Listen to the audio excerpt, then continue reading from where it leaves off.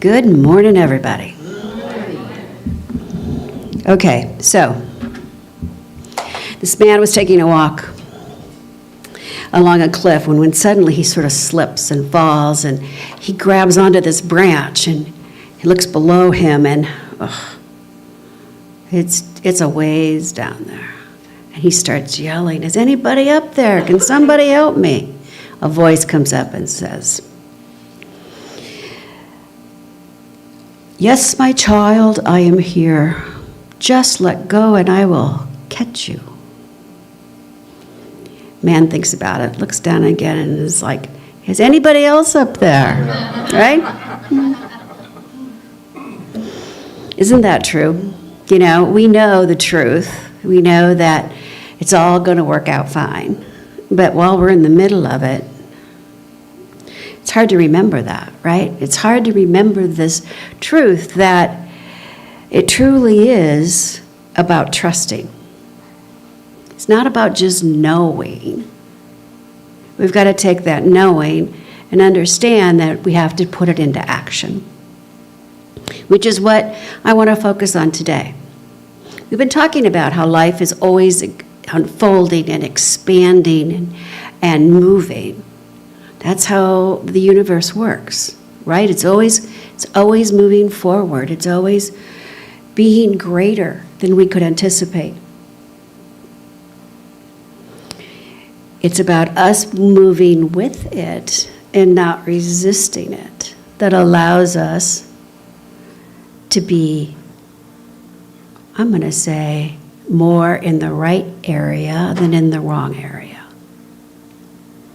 Our founder, Ernest Holmes, writes, "The law which we operate is the law through which we operate is infinite, but we appear to be finite. That is, we have not yet evolved to completely understand ourselves. We are unfolding from a limitless potential, but can bring into our experience only that which we can conceive. As our understanding unfolds, our possibilities of attainment will increase." It's about the fact that life wants us to be more abundant, more loving, more kind, more understanding, all of those things, but we have to be willing to let it flow.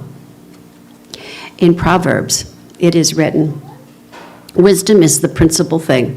Therefore, get wisdom with all thy getting and thy understanding." Don't you love that? Get wisdom. There's a Lama's Bible, which is an interpretation of the Bible from the original language it was written in. And it said in that same line, "Wisdom is the principal thing. Therefore, get wisdom with all thy substance, get understanding." With all thy substance, get understanding. To me, that means to get understanding with your heart, with your body, with your soul, with your emotions, with your feelings, with your imagination. When you get to understand all of those things about you, that right there is a true game changer. Because when we get understanding with all of our substance, then all of the possibilities, all of those align in our attainment. So, there we go. We've been talking a lot about Genevieve Bernard, who studied under Troward. And in her book, The Invisible Power, she writes, "My mind is the center of divine operation. The divine operation is always expansion and further expression.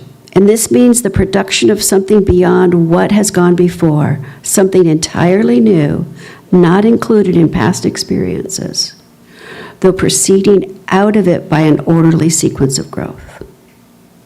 Therefore, since the divine cannot change its inherent nature, it must operate in the same manner through me. Consequently, in my own special world, of which I am the center of, it will move forward to produce new conditions, always advance of anything that has gone before. Don't you love that? It's all about the fact of claiming. She's stating and claiming her good, knowing that as she does so, the law moves. And we've all in this room, I think at one time or another, have done that, right? It's like, and usually it's when we're down on our knees saying, okay, I'm done. I'm going to let someone else take over. So Spirit, go for it, because I can't do it alone. But what if we didn't have to get down on our knees first? What if we just always lived from that place of allowing? I want to take this quote and I want to break it down piece by piece. So here's the first piece. My mind is the center of divine operation. We're not separate from it. We're an expression of it. It is experiencing its life as we experience our life. It's not out there somewhere. We don't need to beg for it. We just need to acknowledge it. We need to be willing to understand it is in the middle of my world. It's in the middle of all worlds. I love Reverend Joanne last week did the teaching symbol, and it starts with a circle.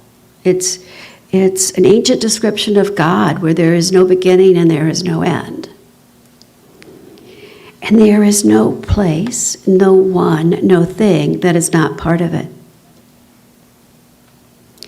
So when you know that, then you are the center point of divine creation and operation in your life.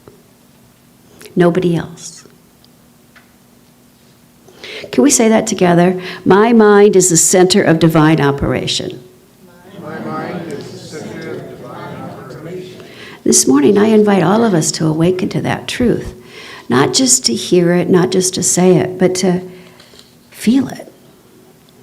To allow it to unfold in our world, right? It's about that. At the center of our being, we know who we are and we know what we want. We know it. But we need to be able to hear it. We need to be able to listen to it. We need to seek inside to understand it.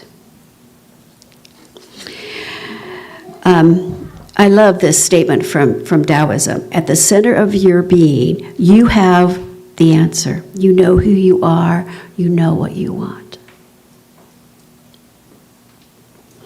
In the Tibetan Book of the Dead, it is written, I came from light. I put on coat of skin, and I shall return to the light.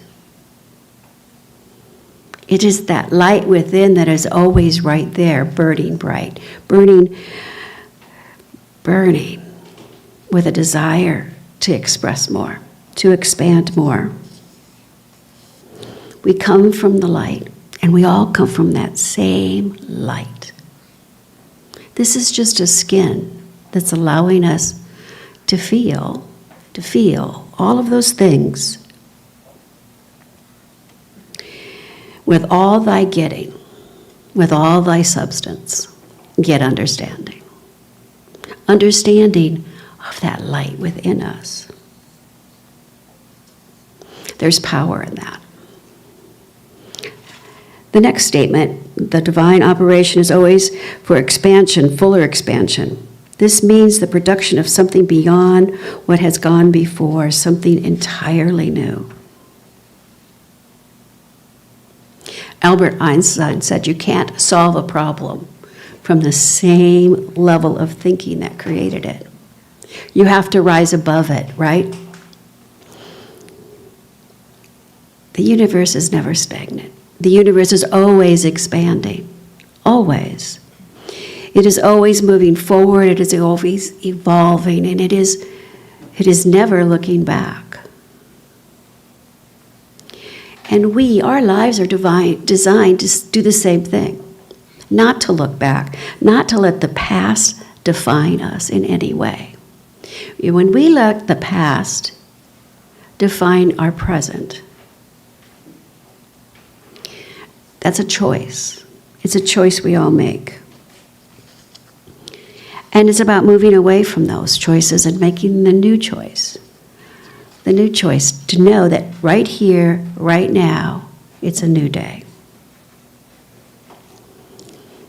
In closing, she writes, "In my own special world, of which I am the center, it will move forward to produce new conditions, always in advance of any that have gone before." Life is always moving forward. We just need to keep up with it, right? Milton Hershey, he failed so many times. He had a vision of taking chocolate to a whole new level. He kept failing and failing until one day he didn't. He just didn't. It worked. And it kept working. He embraced an idea of something new that he wanted to create. And he just stayed with that idea. And I, for one, am glad he did. Yeah. So, life is always expanding, life is always creating. Are you ready to live from that truth that you are always expanding and not just the waistline, but you're always expanding and you're always creating. You're always coming from that place of new. But how do we do it? I have 3 ideas for you this morning. First, let's release old patterns and stories.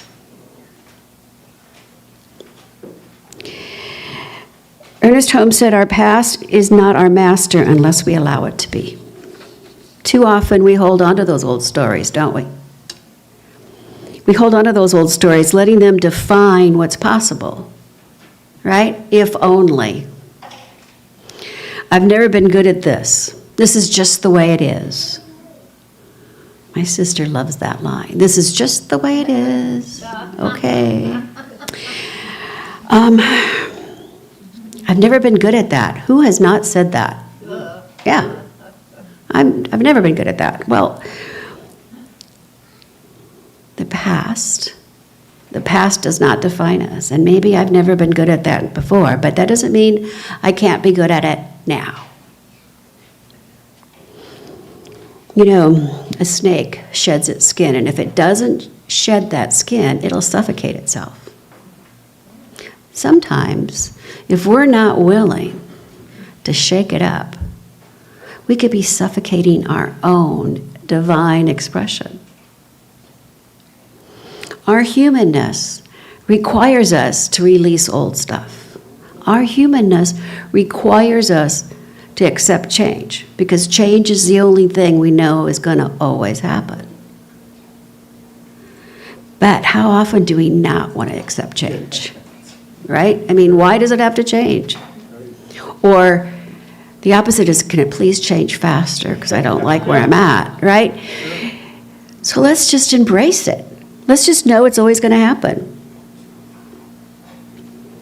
This week, I invite you to start by letting go of the past. For an example, write this one down in your journal when you get home, whatever it is. My example is, I've never been good at relationships. Now I tell you. This is an example, not a personal one, but, and then turn it into an affirmation. I love relationships. I'm so good at them.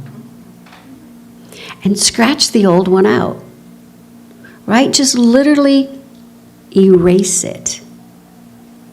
Because that old stuff doesn't serve us. It doesn't serve the new us, the expanded us. The part of us that's willing to let go of fear and move beyond it and just do it. Bamboo. Everybody uses the story of bamboo, but I've seen it. And when I was living in Carlsbad, California, my neighbor planted some bamboo. And you guys, it was like just little bitty shoots. It was 2, maybe 3 inches. And nothing happened for years. And then it was like magic. It then became like a foot. And by the time that summer ended, yes, they have summers. By the time that ended, that bamboo was over my head. And it never stopped growing. But it took that bamboo years to develop the root system, to do what it needed to do to have the base, the strong base, to just grow. To just grow. And that's what we're about, growing. That's why we gather here. We want to grow spiritually. We want to grow in as many ways as possible. So let's cultivate an expectancy for that growth instead of a fear. What if we took Ralph Waldo Emerson's advice? Do not go where the path may lead. Go instead to where there is no path and leave your own trail.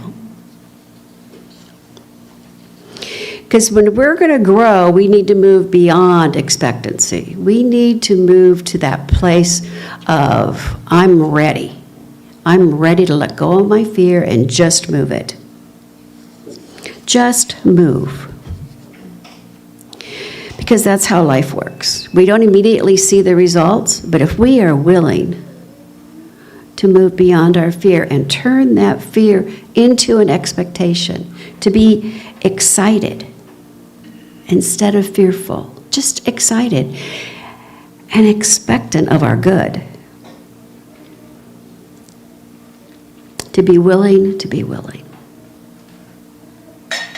I love getting up in the morning and just saying, thank you, Spirit, for this day, right?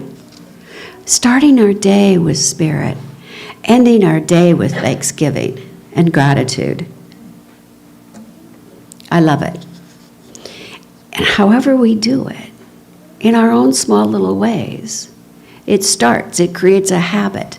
And then we are willing to put in more habits that move us. And then it's about taking inspired action that aligns with the divine. Because if we're not taking action, nothing's going to happen. At least nothing really good and fun and exciting. Michael Beckwith teaches, life is not happening to you, life is happening through you and as you. Think of how powerful we are if that is our truth. Life is happening through us, as us. I just love the power of that statement. It's kind of like, I think about life sometimes like as GPS. The universe is like a GPS system, right? It doesn't give you the whole trail, the whole path, but it gives you one turn, and then another turn. And then, when you get to where you're going, right? It acknowledges that you have arrived. And that's how good happens, I think, one turn at a time. It doesn't happen by knowing the whole path. The excitement is about not knowing the whole path. How boring would it be if we knew the beginning, the middle, and the end? Right? It'd be like watching the same movie over and over. I watch a movie once, I'm pretty much done. What about you guys? Yeah, well, we all have favorites, but once is enough. Let's just keep moving. New movie.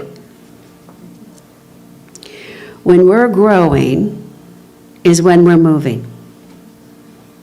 When we're being still and stalled, we're not growing. Understanding is not just about knowing. It's about living from that place of truth and trust. It's about letting go of that small, weak branch, knowing that you're going to get caught by something wonderful, by something expansive. That right there, if we could just live each day from that place of trusting that in this, whatever this is, there's something good happening beneath what we see. There's something good happening in the unseen. If we could trust that, how much more would we do? Knowing our divinity and living from our divinity are two very different things. So I think we gather here to help each other live from that place, to remind each other how wonderfully powerful we are. So your assignment this week is to identify at least one limiting belief and let it go. Change that limiting belief into a powerful affirmation that's life-affirming. In the morning, the question, what is life seeking to express through me today? And that life is with a capital L. What does the universe want me to celebrate today? And then just take one inspired action that aligns with your growth. It doesn't have to be a big step. It can be a baby step.